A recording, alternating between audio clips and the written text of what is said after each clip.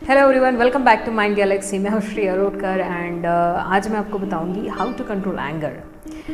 ये जो टॉपिक है, ये जो लोग मुझे पहचानते हैं वो बोल रहे होंगे कि बाप रे, श्रेया बता रही है हाउ टू कंट्रोल एंगर। जी हाँ, देखिए मैं आपको बता दूं कि मैंने अपने लाइफ में बहुत गुस्सा किया है और उसके वजह से मुझे बहुत परेशानियाँ भी झेलनी पड़ी। तो और मुझे बहुत डीप रियलाइजेशन हुआ कि ये गुस्सा मुझे खा रहा है, ये गुस्सा मुझ पे हावी हो गया है। And then I started doing some rituals, some process and all other things, and now today I am here in front of you to tell you the technique that you can use to control your anger. जी, आप अपने गुस्से को control करने के लिए ये सारी चीज़ों को बहुत ही अच्छे से इफ़ेक्टिव वे से आप यूज़ कर सकते हो और आप खुद का गुस्सा ज़रूर कंट्रोल कर सकते हैं। तो first of all will discuss कि हमें गुस्सा क्यों आता है। देखिए, गुस्सा एक इंसान का स्वभाव गुण है, ठीक है। हर इंसान को गुस्सा आता है, जैसे हमें हंसी आती है उस तरह से गुस्सा भी आता है। अब गुस्सा आने के कुछ बेसिक रीज़न्स हैं, ठीक है। जैसे बेसिक रीज़न में क्या आएगा कि अगर कोई चीज़ आपके मुताबिक नहीं हो रही है तो आपको गुस्सा आता है। अगर कोई इंसान आपको नहीं सुन रहा है तो आपको गुस्सा आता है। अगर कोई इंसान आपको आपके हिसाब से नहीं चलने दे रहा है तो आपको गुस्सा आता है, ठीक है। अगर आप किसी को सजेशन दे रहे हो और अगर वो नहीं मान रहा है तो आपको गुस्सा आता है।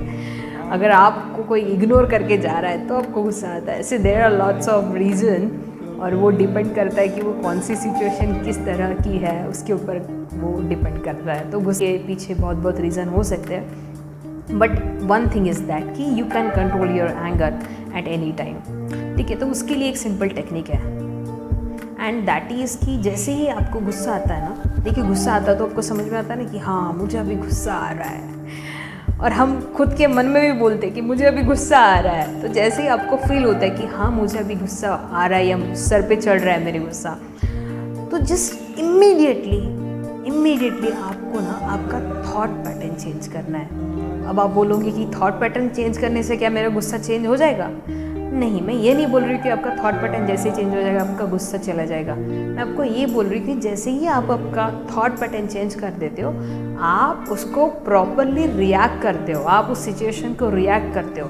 अदरवाइज़ हम लोग क्या करते हैं कि जैसे ही हमें गुस्सा आता है हम उसे उस चीज़ को लेके ओवर रिएक्ट कर लेते हैं, और जैसे हम लोग ओवर रिएक्ट करते हैं सिचुएशन और वर्स्ट हो जाती है। तो इसीलिए मैं आपको बोल रही थी कि फर्स्ट जो टेक्निक है वो यही है कि whenever you feel that you are getting angry, just change your thought pattern.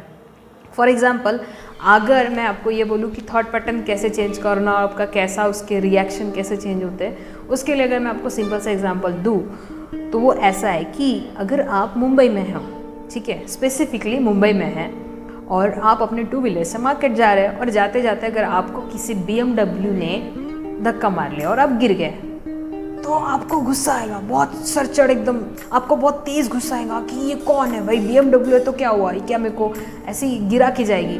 तो आप एकदम उसे बाजू में गाड़ी लगा के एकदम चले जाओगे कि कौन है भाई, ओ विंडो ओपन करो। और जैसे ही वो विंडो नीचे होता है और आपको दिखती है दीपिका पादुकोण, मुझे बताइए कि आप क्या उतने ही गुस्से से उनके साथ रिएक्ट करोगे जैसे आपने सोचा था? क्या आपने उस टाइम अपना थॉट पैटर्न चेंज नहीं किया? आपको दीपिका पादुकोण दिखते ही आपका रिएक्शन एकदम सॉफ्ट हो गया, आपने तो शायद उनको कुछ बोला भी नहीं होगा। एग्जैक्टली यही होता है।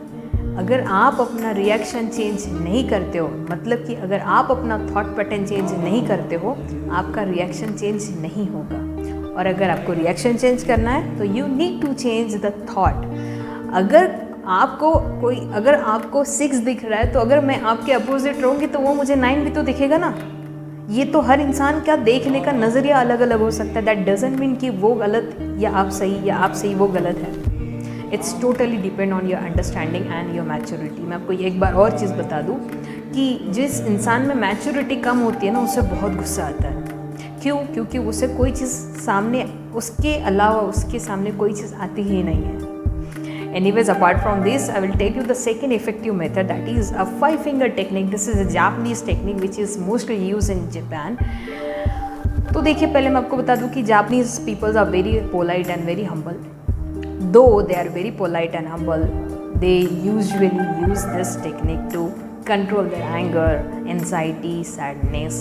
So this 5 finger technique में जो ये 5 उंगलियाँ होते हैं, so this thumb is represent your anxiety, the first finger represent your fear, the another finger represent the anger, another finger represent your sadness, and the last finger represent the self respect. अगर कोई भी इन पांचों में से अगर कोई भी चीज़ आपको परेशान कर रही है, तो व्हाट जापानीज पीपल डू, वो ऐसे 5 उंगलियों को फॉर द सेकंड, कुछ सेकंड के लिए ऐसे होल्ड करते हैं and just say relax. How much time? For 5 times. तो हर फिंगर को वो होल्ड करेंगे and they will say relax.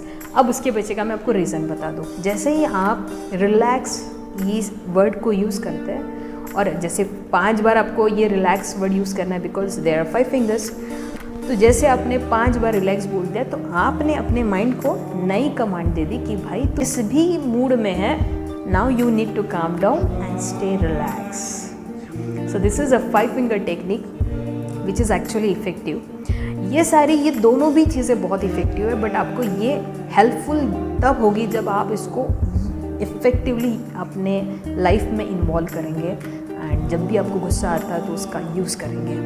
I hope कि ये वीडियो आपको वैल्यूएबल लगा हो, और अगर लगा हो तो please do like, share and comment and don't forget to subscribe Mind Galaxy. Thank you so much for watching this video. Stay safe, stay home and take care of yourself. Thank you. Bye-bye.